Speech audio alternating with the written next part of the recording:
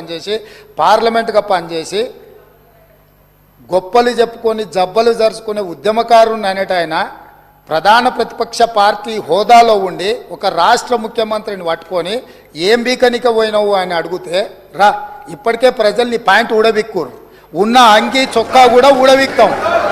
ఇప్పటికే తెలంగాణ ప్రజలు మొన్న జరిగిన ఎన్నికలలో మీ పాయింట్ ఊడబిక్కిరు.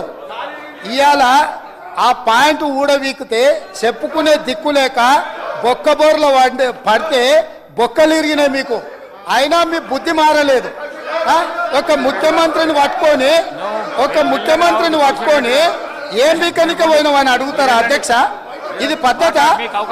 ఈ రాష్ట్రం 4 కోట్ల ప్రజలు ఓట్లేసి గెలిపించిన ముఖ్యమంత్రిని పట్టుకొని ఏం బీకనిక పోయినావు అని అంటారా అధ్యక్ష?